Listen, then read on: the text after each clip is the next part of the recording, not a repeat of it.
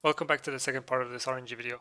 Hopefully the last video wasn't too boring, but this video is going to be even more boring. Surprise. This is where I left off last time, where I was going to talk about the different sections of the code, where these different parts of the game code or in the one game tick would loop and different sections would do different things. And I was going to talk about each topic, and this is what this video is going to be about. I'm going to go through them as thorough as I can. Obviously there is going to be a bunch of stuff that is happening in between these sections that I've left out. But this list is only about RNG, and that's why this list is so short. This is a quick recap of what I was talking about in the previous video. I was talking about loading chunks, and when you loaded a chunk you would set the world randomizer to a specific seed. And then you would go through the code, and the game code would request not random numbers from the rand, and you would make sure would have to make sure to make the number of calls to the rand to a specific fixed value, and at the very end get, for example, a 0 if you desired that to be 0. And I will talk about what this means in practice when you're talking about it in Minecraft instead of in the code. So the first thing I'm going to talk about is the player. Assume this is you, and somewhere in the abstract cloud on your computer is the server.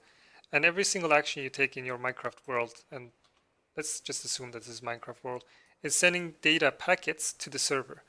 All the packets that the player is basically sending to the server is all the actions. If you're mining with a pickaxe, for example, or if you're even walking around, everything that the player does, and everything that is done to the player. And these events are called the player packets. So the player packets, when they are received by the server, and they will take their time to cross the web and be processed by the computer. But the second the game has received the packets, they will be instantly processed by the game at the beginning of the game tick.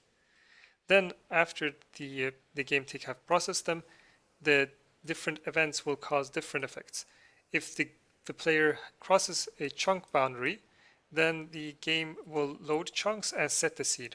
If the player mines a block, then the game will determine what number of ores that will come out of the ore block. If it's 1, 2, or 3, or 4. That based on the randomizer if you're when you're using a fortune pickaxe. And this is the last thing I need to clarify. The player randomizer is responsible for many other actions the player can take. For example, getting damaged, having effects, attacking, eating foods, dropping items, or doing enchantments. And this is something that Earthcomputer showed in his early video in April. And this is the thing that is based on the player-owned randomizer, and it's completely different from the world randomizer. But the player can do for the influencing the world randomizer is basically fortune mining with fortune pickaxe or loading chunks. And those two randomizers are completely separate and different. They're not interacting with each other. So it means that if the player takes some actions and influences its own randomizer, it's not going to change the world's main randomizer. So the second thing that happens after the player packets have been processed is the weather. And the weather logic in the code looks like this. So I'm going to just illustrate it here in a more easier way to understand. So the game is actually either raining or it's clear. It's either the one or the other. And then there is an internal clock that is running in the background. So the game is actually counting down until it reaches 0. For example, if it's clear day, then it's going to be counting down, and this countdown timer is based on a world randomized number. So whenever the game has reached 0 for how long it's been clear, it's going to request a the world ran for a new number for how long it's going to be raining.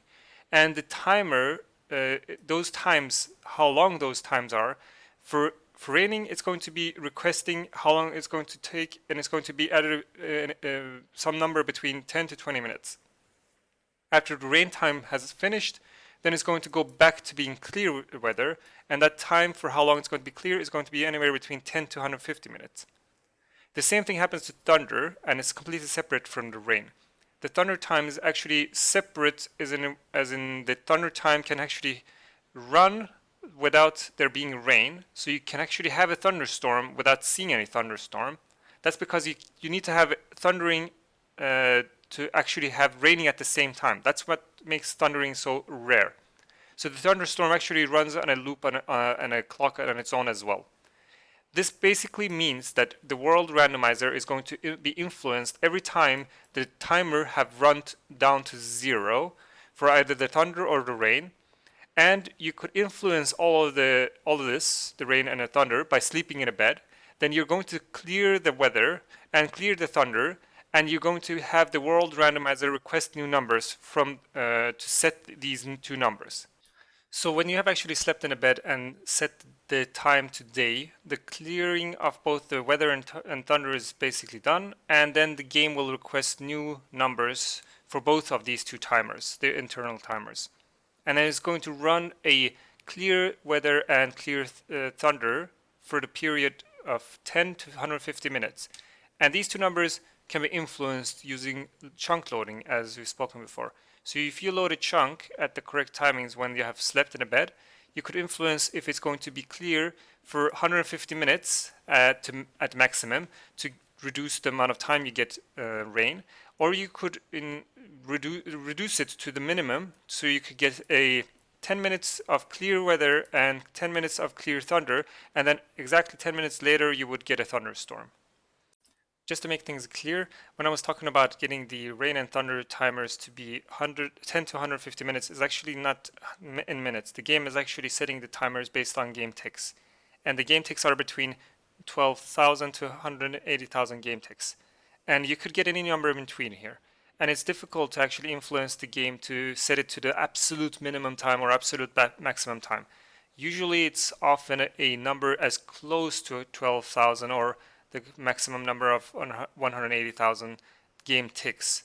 Loading the perfect chunk to get the absolute minimum value or the absolute maximum value is in theory possible, but not practical, because sometimes you would have to go pretty far out in your world to actually get the best possible times. Mansion regions are quite large. They are about 1,200 blocks by 1,200 blocks. So if you wanted to load an absolute perfect chunk, you would pretty much have to search your entire world, and sometimes it's not practical. So you would have to probably settle for the closest chunk that is as close to the minimum or as close to the maximum as possible.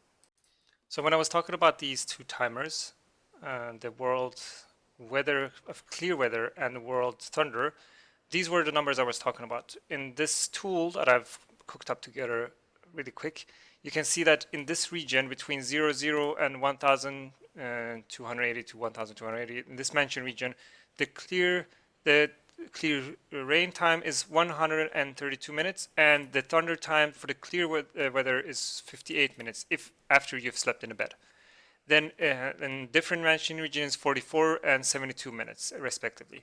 And if you wanted to, for example, have as large time until it rains, you would obviously go through all the list here and check which mansion regions is going to give you the largest number of time until it's going to start raining.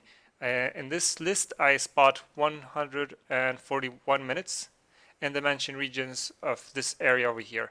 So it's pretty close to this clear to spawn.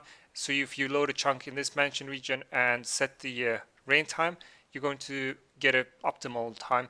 And then it's going to also thunder just a couple of minutes later after that. You can see that here, 47 minutes later it's going to thunder.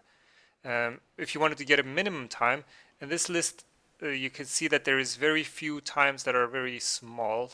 So you would pretty much, if you wanted to get a thunderstorm, have two numbers that are close together. So if the thunder time is very far away from the rain time, you're going to obviously not get thunder because it's going to not coincide with those two numbers have to coincide. That was a ton of theory, but here it is in practice. So there is a bed, and an observer is detecting the bed when you're going to sleep in the bed. Then there is a long chain of repeaters here, just because when you actually go and sleep in a bed, before it sets to night, from night to day, there is a timer that runs. So it doesn't reset instantly. That's what this delay is for. Then there is a repeater here, repeater chain that actually goes off into the distance. And at the very end of it, this repeater chain, there is a hopper here that loads the chunk, the neighboring chunk. And this chunk where I'm standing inside of right now is the chunk with a specific mansion region. So after 20,000 game ticks or 17 minutes, it's going to start thundering. And what this hopper is basically doing is feeding this chest when this torch is turning off, and the neighboring chunk is being loaded using the hopper. And this is something that Tuno actually showed me. This is something that it was his invention. So here it is in practice. Obviously this only works during nighttime, so you can't exactly use the weather machine during the day. But after I've slept in a bed, there is a delay before it resets today, and that's what those repeaters were for. And after it's been reset today, I'm going to tick warp just to speed this process up.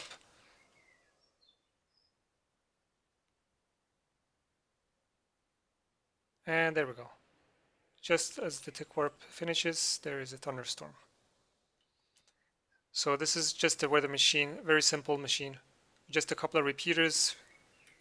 In theory, it looks complicated, but in practice, it turns out to be just a bed with a couple of repeaters and a hopper at the very end of it. The next thing on the list is this mob spawning algorithm, but I'm going to just push it ahead because it's probably the most complex, both theoretical and practical application when it comes to RNG manipulation. I'm going to skip over to the redstone just sort of because it's the most simpler part, and I'll just get back to mob spawning. Redstone is something that probably people are aware of. This is something that is common knowledge. There is an order to how redstone works. If you power a line, a redstone line, this is a setup that Ita showed me. The first event that will happen is a repeater set to 2, then 2 repeaters. I mean, if you turn on this line, there will be an order where this one is turning on first. So this is the order of redstone when it comes to general updates of the redstone, and you can use this update system and relative to the way you can load chunks. In this setup over here, for example, I'm using a lever that loads this neighboring chunk that I'm in right now, and the dropper is also activated with items in it. And although redstone itself can't manipulate the RNG, but the droppers can. Droppers, when they actually dispense items, not if they're empty, if they have items in them, will actually advance the RNG by a couple of requests to the RNG. In general, it means that you can actually manipulate the RNG by using droppers. And in this case, the redstone will update this chunk, and at the same time will drop an item. And you could have the items actually be recyclable, so just drop them into a hopper, and the hopper will feed them back into the dropper. So this is a way to manipulate the RNG using redstone. And generally, this part of manipulation can be done in the 4th stage. So if you wanted to, for example, manipulate lightning, redstone would be the ideal way to manipulate it. And you could also use the droppers to manipulate the RNG even further to reduce or shorten the amount of calls to the world rand. I was a little bit unclear about this. In this case, this is a dropper that drops the item into the world. But if you place a hopper in front of it, then it's going to actually place the item directly into the hopper, and it's not going to advance the world randomizer if you actually put it into this the dropper into the hopper directly. You need to use a dispenser if you want to actually put the hopper directly in front. If you don't put the hopper in front, it's perfectly fine. But in this case, the dispenser is actually dropping the item into the world, and that's perfectly fine. So either the hopper has to be here for the dropper to work, or if you want to put the hopper directly in front of the dispenser, then it's also going to work. But you can't place a hopper in front of the dropper directly, because in this instance, the dropper is actually not dispensing the item into the world. So here's a practical example I was just talking about. The dispensers dispense the items into the hoppers, basically dispensed items into the world, the hoppers pick them up and put them back into the dispensers. And the redstone contraption around here, the redstone with the different delays, basically manipulate the chunk loading. This line basically loads the chunk, and at the same time these dispensers dispense the correct amount of items. So all these dispensers are here just to manipulate RNG and advance it in a specific way. So the dispensers and the chunk loading happen in a very specific game tick to make sure to get the lightning to strike in a specific place. So we have reached the fifth part of the game tick, and it's the lightning and random tick phase of the code. And to explain this part of the code, it's a bit complicated, but the best place to start is by looking at the list of chunks that will get random ticked. The chunks that will be random ticked are all based on the distance from the player, the exact position of the player, to the chunks that have their center position within 128 blocks. So this circle is actually 128 blocks from the center of the player, for the player's position, and the center of these chunks determine if they should be included. So the green ones have been included because their center position is within reach, and the red ones haven't been included because their center position is outside, even if some parts of the chunk is actually within 128 blocks. After the chunks have been included into lists, something similar to this will this list will be created.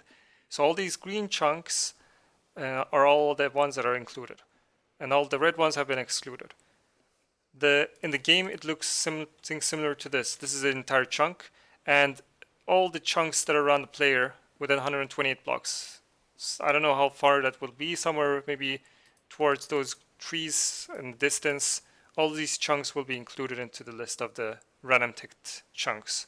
And if you look at it in the code, the chunks that are now included into this list will now be random ticked, and the order of the random ticking will be based on the chunks going from the negative z towards the positive z in an entire column. So we'll be choosing this chunk first, then this one, and so on. And after it's done with this column, it will go towards the positive x direction and do the entire column of z over and over, like this. And first, it will check if it's going to strike a lightning in this chunk. It first checks lightning, and then it also does the random ticking in the first chunk. So just looking at the first chunk, it looks something similar to this. If you look at it in the game, it's an entire column of chunks, and it's been subdivided into these sub-chunks. You see these blue lines? These are the sub-chunks. So it starts from over there and somewhere over here. It's a little bit difficult to see. I will try to get a little bit closer. These blue lines are the sub-chunks. And the game actually does random ticks based on the sub-chunks. It starts with the lowest sub-chunk and does random ticks to it. It will pick 3 blocks and it will do random ticks to those 3 blocks, not all blocks within the sub-chunk. It goes to the next sub-chunk and does 3 random ticks to those blocks, and so on. And any block can get random ticked, but the blocks that you should avoid are the blocks that are in this list: fire, lava, crops, vines, grass, and leaf blocks. These blocks will influence the world random. So having these blocks will basically distort the number of random calls randomly without any control. You could manipulate the random ticks by filling the entire chunk with lava blocks, for example, or fire blocks, or lava blocks, or crops, or anything. But you don't know which one which block will be called. So you need to make sure that the entire sub-chunk is full of lava to make sure that the random ticks are consistent in this case. But generally speaking, you want to eliminate all the random ticking blocks, basically all the blocks that are in this list, to make sure that no unnecessary random ticks will be called. After the game have then done all the random ticking in the sub-chunks and advanced to the next chunk, it would have iterated through the chunk. If there was no random ticking blocks such as these, it will have done 2 random calls to world random. And it will basically make it so that every time you iterate through these chunks, you will advance the world random by an amount. Another thing to keep in mind is the position of the player. the number of chunks that will be chosen to be random ticked around a player is based on where you're standing, in exactly what block you're standing. It doesn't matter where inside of a specific block you're standing, but it matters if which block you're standing on. So in the corner blocks, in these blocks, if you're looking at the chunk, the corner blocks will have 208 chunks that you random tick, and it matters if you actually move out of this block, it changes the number of chunks around you, and somewhere here in the middle, where you're standing in the middle, it's less than 208 chunks around the player. So it matters when you're doing lightning manipulation or village iron farm manipulation, where in the chunk you're standing. So the position of the player is really important. So you can't just walk around inside of the chunk. You need to stand perfectly still within the chunk. This is the lightning finder that you can probably find in Scicraft Discord to download. I've set in the Scicraft seed, and you can search for in this tool for lightning strikes, or for which chunks that you can load to get lightning to strike. In this tool you can find the coordinates in which region you can load a specific chunk, and the chunk iterator is basically the number of chunks that you will iterate before a lightning will strike. And lastly, the skeleton trap value is basically if the lightning strike will spawn in a skeleton horse or not. And this chunk iterator is basically these chunks that we discussed, so that the number of chunks is going from the lowest z to the positive z. So this is number 1, 2, 3, and so on and so on. And in the tool, it says chunk iterator 210. It means that you need to advance 210 chunks before a lightning will strike. So obviously this is 210. This is more than the maximum number of chunks that you can for one player to be able to load to get random ticks. So this is particularly not good for a single player world. This is good for maybe multiplayer, where two people can add more than just the number of chunks that the one player can random tick. And this chunk, or in this particular location, if you load a chunk within these coordinates, the 31st chunk will strike lightning. So if you count 1, 2, 3, 4, and so on, maybe it's over here. This is the 31st chunk. So lightning will strike in this chunk. And this is assuming that you have removed all the blocks that can accidentally call the random tick of the world. So make sure to eliminate all these blocks and then count to the 31st chunk, and you will always strike lightning if a chunk is loaded within these areas by using redstone. This is really important. Going back to this list, you can load redstone to reach the lightning section of the code. If you player loaded the to get lightning to strike using player loading, then you would go through the different sections, and you will go through the weather and mob spawning, and the random world random will be getting completely scrambled. So you need to actually go through the redstone section, and then next game tick use the world random resetting to strike lightning. So and it would be kind of foolish to even go from the tile entity to the lightning, because it's even further away. It's even further away from the part of the code where lightning will strike. So going back to the image, when you're using this tool, you can take set in your seed and check how many chunks that will iterate before a lightning will strike. And if the skeleton trap value in this section is below 0.03, basically 3%, then you will also get a skeleton trap to actually spawn every single time a lightning will strike. You saw this device before where I was using this, and this is what the lightning machine looks like. You can see that the lightning is striking now in a consistent place. And if you actually go and stand on this particular block, then lightning will consistently strike right in front here.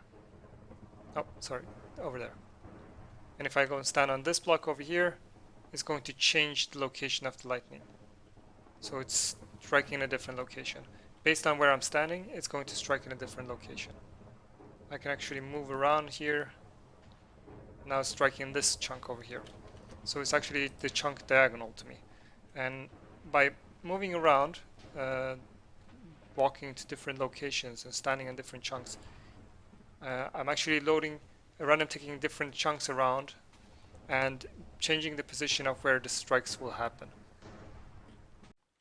This means that you can basically use dispensers or the location of the player to advance or manipulate the location of where the lightning strikes will happen based on this map that you saw here, that the chunks will iterate differently, and instead of striking, let's say here, it will strike in this chunk over here because it's a couple of chunks earlier, or maybe it's going to advance to a different chunk and strike here.